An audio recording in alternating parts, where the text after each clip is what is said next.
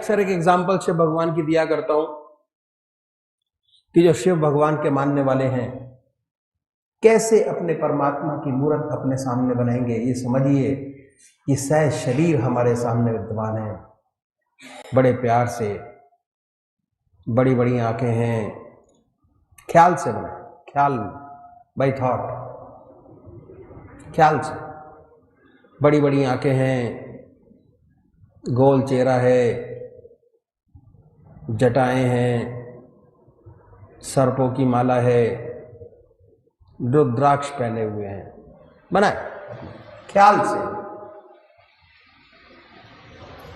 और जब वो मूर्त सामने स्पष्ट हो जाए, जब वो मूर्त आपके सामने स्पष्ट हो जाए, उस पवित्र मूर्त को अपने हृदय में उतारिए। जिस प्यार से आपने अपने भगवान को सामने बनाया, उतने ही प्यार से अपने हृदय में उतारिए। और जो इंसान सबसे ज्यादा प्यारा लगता है आपको, ग्रस्त के अंदर बेटी है, बेटा है, जो प्यारा लगता है, उसकी शक्ल रह रह के, ध्यान रह रह के आता है दिमाग के अंदर, अलग नहीं होता। बनाए अपने सामने। और जो हमारा दिल है, दिल की धड़कन, कहते हैं बंद हो गई, चला गया, चल रही है, चल रहा है, बंद हुई, चला गया। उस दिल की धड़कन में जो आपका नाम है, उसको हर धड़कन पर सुनने की कोशिश करें। ओम नमो शिवाय, बड़े प्यार से ओम नमो शिवाय। इतने प्यार से इस काम को करना है कि जब तक आप पूजा अर्चना करते हैं, आधा घंटा सुबह, आधा घंटा सायंकाल, आधे घंटे का टाइम निश्चित कर दिया।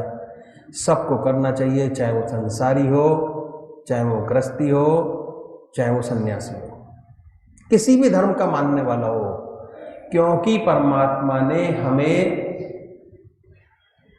विवेक बुद्धि दी, कर्म करने का अधिकार दिया, जो चाहते हम कर लेते हैं। इसलिए ये उसकी बड़ी महती कृपा है हमारे ऊपर, बड़ी महती कृपा है कि उसको मान सकते हैं, उसको जान सकते हैं, उसको पहचान सकते हैं। दिल की हर धड़कन पर बड़े प्यार से उस नाम को लेना है जो आपका इष्ट है, जिसकी मूर्त आपके सामने बनी हुई है, बनाए। और जब वो मूर्त स्पष्ट हो गई तो हृदय में उतार लिया। पर एक बात का ख्याल रखना है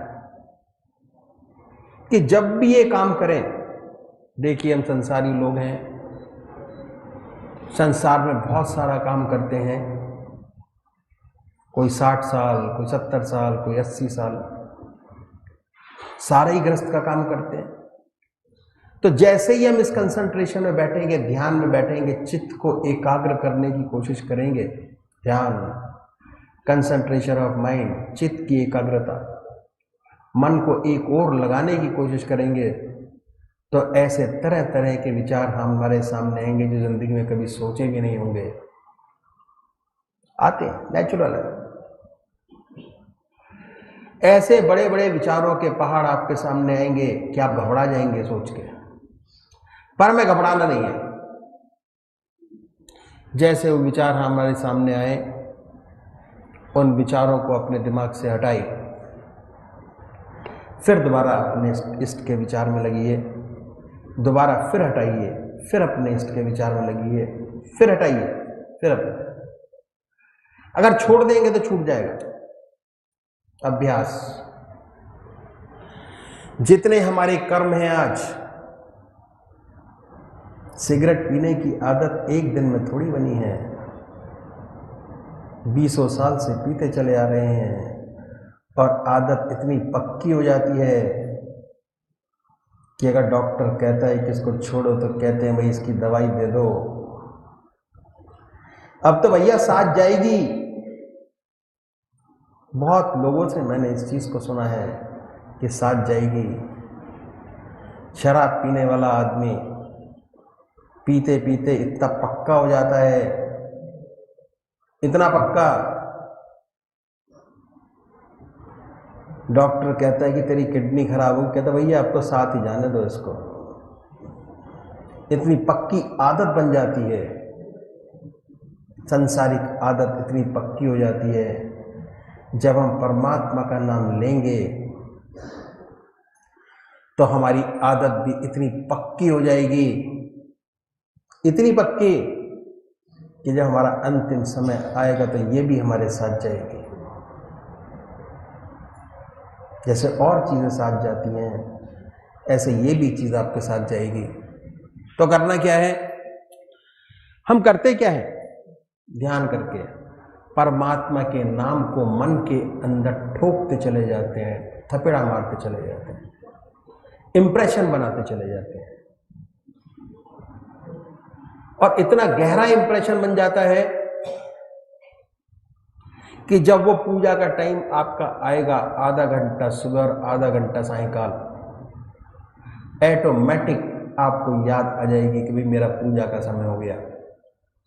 जैसे खाने का समय है, भूख हो या ना हो, अगर घड़ी में 12 बजे और 12 बजे का आपका टाइम है तो मन कहेगा कुछ खा लिया जाए। आदत, हैबिट फॉर्मेशन। तो जब इतनी सांसारिक चीजों की आदत बना सकते हैं तो क्यों ना परमात्मा की याद की आदत बनाएं। और जब आदत बन जाएगी तो एक इतना सुंदर विचार धारणा बनेगी, समा बनेगा। सच्चा मनुष्य डेवलपमेंट होगा दिमाग का, सच्चा डेवलपमेंट। जब इंसान ज्यादा बोलने लगता है तो डॉक्टर के पास जाते हैं, कहते हैं भैया ज्यादा बोलने लगा, कहते हैं भैया इसका दिमाग ज़्यादा तेज चल रहा है, थोड़ा धीरे करो, तो वो गोली दे देता है दिमाग धीरे करने के। और जब धीरे चलता है तो कहते हैं कि भाई ये अब काम नहीं कर सकता, है ना, तो उसके लिए भी कहता है कि भैया गोली ले लो जिसका दिमाग ठीक चलने लगे। हमारे ऋषियों ने ऐसी चीज निजात की है, ऋषियों ने, बहुत बड़े साइंटिस्ट थे वो लोग, कि मन को कैसे बैलेंस करें। सो के शरीर को आराम दे लेते हैं हम लोग, पर मन हमारा चलता रहता है। जो दिन में काम किए, रात को सोते सोते उनके सपने आते हैं, मन बराबर चलता रहता है। मन को आराम देने का सबसे बड़ा साधन ध्यान है। जैसे ध्यान में जाएंगे मन निष्क्रिय हो जाएगा और उसके अंदर सोचने की शक्ति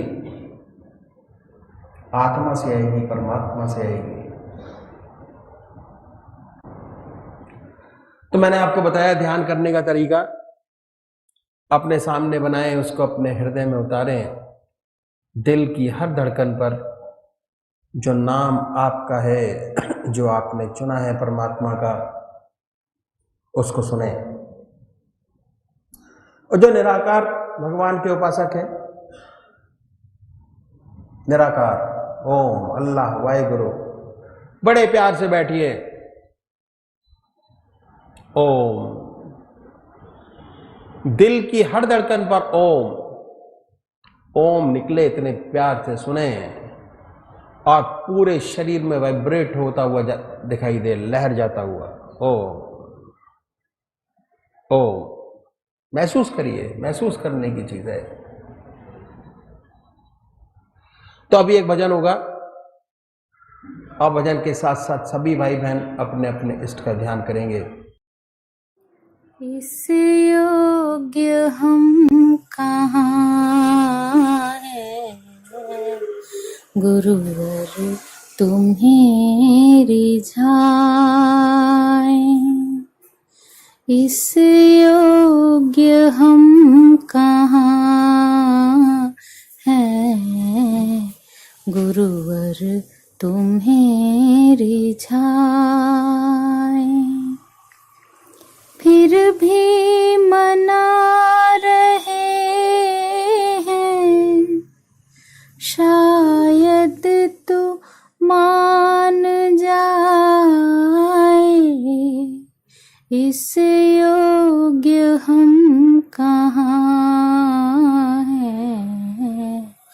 गुरुवर तुम्हें रिझाए।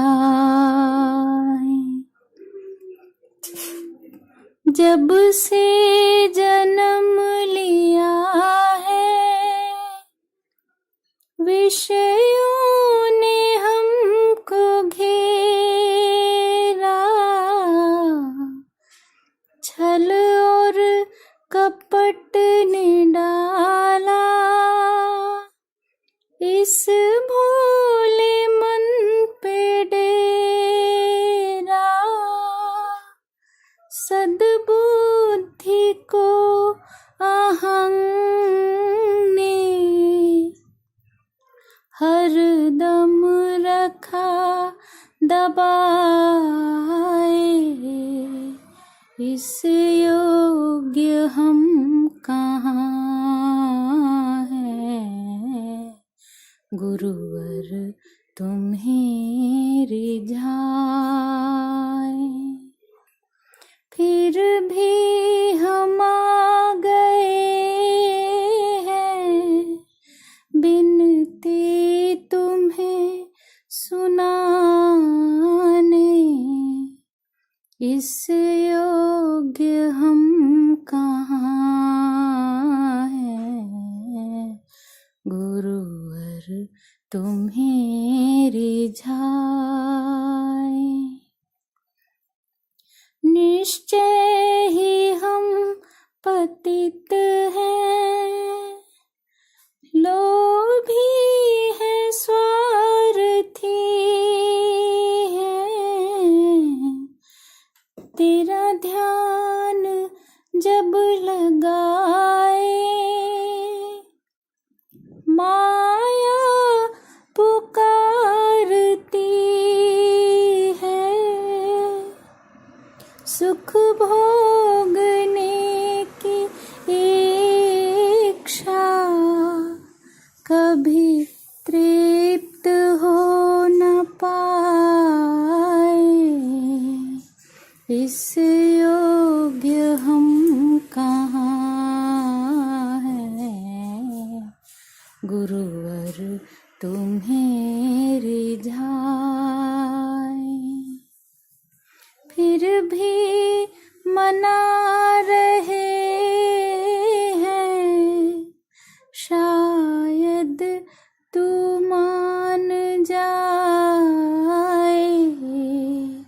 इस योग्य हम कहाँ हैं, गुरुवर तुम्हें रिझाए। जग में जहाँ भी देखा बस एक ही चलन है। एक दूसरे के सुख में खुद को बड़ी जलन है। कर्मों का लेखा जोखा कोई समझ न पाए। इस योग्य हम कहाँ हैं, गुरुवर तुम्हें रिझाए। फिर भी मना रहे हैं, शायद तू मान जाए। इस योग्य हम कहाँ हैं, गुरुवर तुम्हें रिझाए। जब कुछ न कर सके तो तेरी शरण में आए। जब कुछ न कर सके तो तेरी शरण में आए।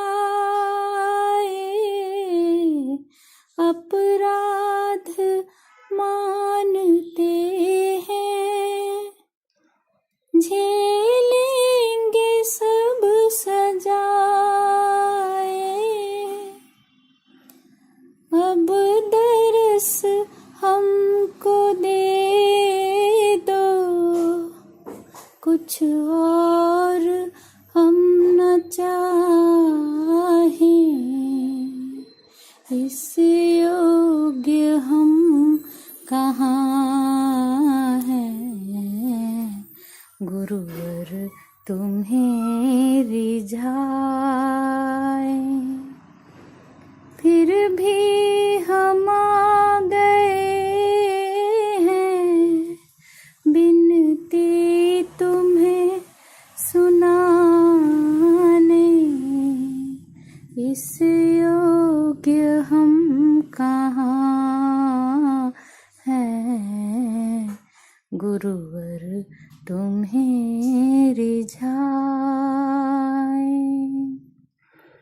इस योग्य हम कहाँ हैं, गुरुवर तुम्हें रिझाए। फिर भी मना रहे हैं, शायद तो मान जाए। इस योग्य हम कहाँ हैं, गुरुवर तुम्हें रिझाए।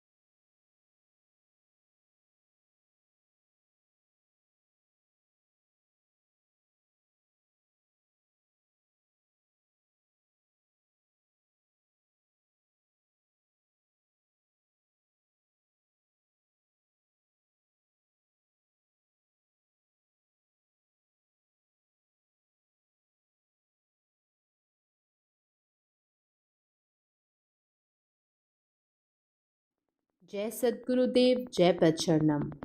अष्टावक्र गीतामृत सप्तदशो अध्यायः। सच्चा तत्वज्ञानी, द ट्रू नोअर। अष्टावक्र उवाच। तेन ज्ञान फलं प्राप्तं योगाभ्यास फलं तथा। तृप्तः स्वच्छेन्द्रियो नित्यमेकाकी रमते तु यः।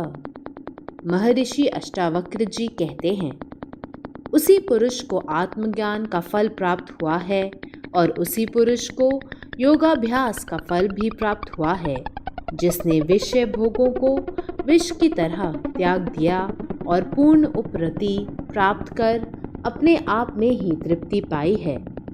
वह स्वच्छ इंद्रियों वाला है। उसकी इंद्रियों में विष भोग की कामना लेश मात्र भी नहीं है। जो नित्य अकेला विचरता है और अपने आप में स्थित है, जो निरंतर अपनी आत्मा में ही स्थित है एवं अपनी आत्मा के रस को ही हर पल हर घड़ी चूसता रहता है, ऐसा आत्मदर्शी पुरुष लाखों की भीड़ में भी अकेला ही है। उसका हृदय निरंतर प्रभु चरणों में ही लगा रहता है। सत्कार मान पूजार्थ दंड काषाय धारणः स सन्यासी न वक्तव्यः सन्यासी ज्ञान तत्परः। सत्कार, मान और पूजा के अर्थ जो भिक्षु दंड और काषाय वस्त्रों को धारण करता है, वह सन्यासी नहीं है। जो आत्मज्ञान परायण और वासना रहित होकर अपनी आत्मा में ही स्थित रहता है और निरंतर आत्मानंद में ही मग्न रहता है, वही वास्तव में सन्यासी है। वही शांति को प्राप्त होता है, दूसरा नहीं।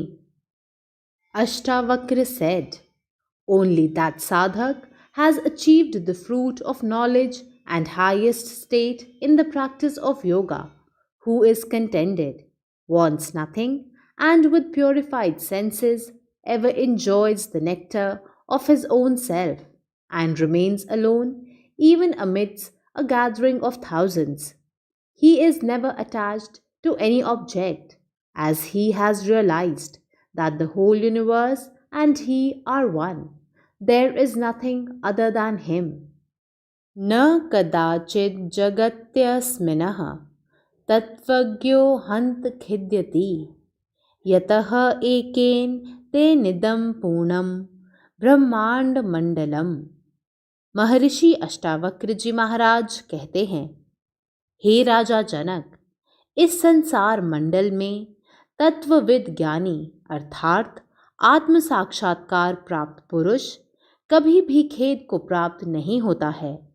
वह भली प्रकार अनुभव ज्ञान द्वारा जानता है कि उसमें ही यह सारा संसार एवं ब्रह्मांड मंडल पूर्ण रूप से व्याप्त हो रहा है।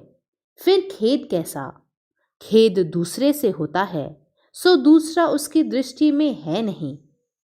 ओह जनक, the knower of the truth, one who has practically realized his self, is never miserable in this world, for the whole universe is pervaded by his real self. The sense of misery is possible only with the perception of duality. He who perceives nothing but himself in the whole universe can never be touched by sorrow. न जातु विश्याः के अपि स्वारामं हर्ष्यन्त yummy सलल्की पललव प्रीतमी वेभम निम्भ पललवाः। हे प्रिय शिष्य, जो पुरुष अपने आत्मा में ही रमण करने वाला है, आत्मानंद में ही नित्य मगन रहता है, उसको आत्माराम कहते हैं। वह आत्माराम विषयों की प्राप्ति होने से और उनको भोगने से कदापि हर्ष को प्राप्त नहीं होता है, क्योंकि वह विषयों को तुच्छ जानता है। आत्म सुख की तुलना में विषयजन्य सुख को अनुभव से तुच्छ और मिथ्या जानता है। विषय भोग उस आत्मराम को हर्षयुक्त नहीं कर सकते, क्योंकि वे अपनी सत्ता से रहित हैं। जैसे सललकी जो मधुर रस वाली बेल है, उसके पत्ते जिस हाथी ने खाए हैं, उसको कटु रस वाले नीम के पत्ते हर्ष उत्पन्न नहीं कर सकते हैं। वैसे ही जिसने आत्मानंद का अनुभव किया है, उसको विषयानंद आनंदित नहीं कर सकता है। The objects of the senses lose all their charm for the one who has realized the ultimate eternal source of absolute bliss in the self and has known the nothingness of sense objects. Just as the leaves of the neem tree do not please the elephant who has delighted himself with sweet salalki leaves. Yastu bhogeshu भुक्तेषु न भवत्यधिवासितः अभुक्तेषु निराकांक्षी तादृशो भवदुर्लभः। महर्षि अष्टावक्र जी महाराज कहते हैं, हे जनक, जिस पुरुष की भोगे हुए भोगों में आसक्ति नहीं है और जो नहीं भोगे हुए भोग हैं उनमें उसकी आकांक्षा भी नहीं है, परंतु जो अपने आत्मा में ही पूर्ण रूप से तृप्त है, ऐसा पुरुष संसार में दुर्लभ है। Rare in this world is he on whom sense enjoyments already experienced do not leave any impressions, and who does not crave for things which he has not yet experienced. A self-realized person who is completely merged in the bliss of his soul perceives nothing but himself in the universe. He has therefore nothing else with which to identify himself. He is free of ego, the sense of I and mine. All his actions, therefore, are like bubbles on the surface of the current of a river, that is, apparent and do not leave any permanent impression on his mind. He is not attached to the objects of the world, nor do they have any attraction for him. बुभुक्षुरिह संसारे मुमुक्षुरपि दृश्यते भोग मोक्ष निराकांक्षी विरलो ही महाशयः। इस संसार में मुमुक्षु अनेक प्रकार के दिखाई पड़ते हैं, परंतु जो भोग और मोक्ष दोनों की आकांक्षा से रहित हो और महान परिपूर्ण ब्रह्म में शुद्ध अंतकरण से निरंतर स्थित हो, ऐसा मुनि दुर्लभ है। गीता में भगवान श्री कृष्ण ने कहा है, मनुष्याणां सहस्रेषु कश्चिद्यतति सिद्धये यत तामपि सिद्धानां कश्चिन्मां वेति तत्वतः। हजारों मनुष्यों में कोई ही मनुष्य आत्म तत्व को अनुभव से जानने के लिए यत्न करता है, और उन यत्न करने वाले योगियों में भी कोई ही विरला पुरुष आत्म तत्व को अनुभव से जान पाता है।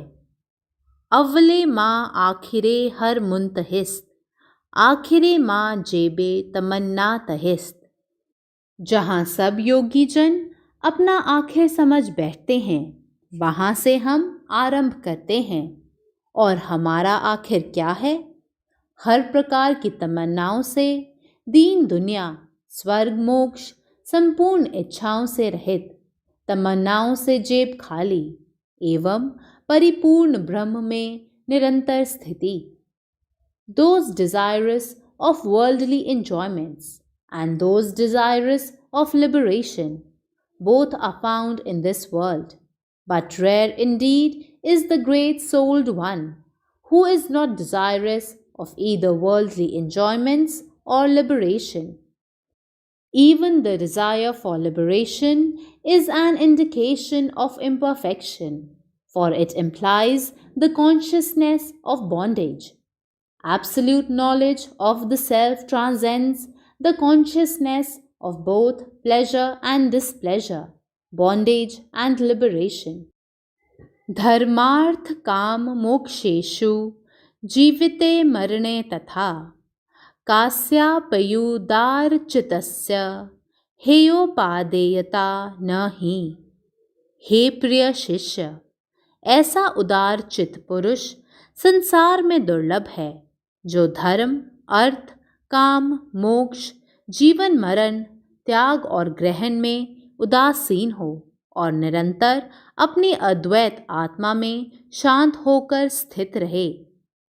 Rare is the broad-minded person who has neither attraction for nor aversion to dharma, अर्थ, काम और मोक्ष, as well as life and death. A man of self-realization is ever conscious of himself as eternal. He is not body-minded. Life and death are meaningless to him.